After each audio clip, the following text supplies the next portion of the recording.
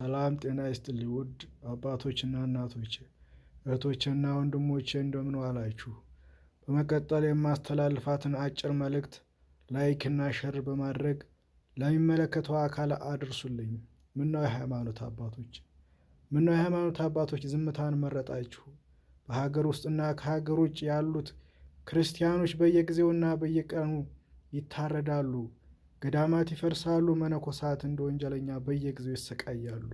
ግን ለምን ታዲያ ይህን ሁሉ መከራ እያያችሁ ለምን ዝምታን ትመርጣላችሁ? አባቶች እባካችሁን ለብፁዕ አቡነ ማትያስ አድርሱልኝ።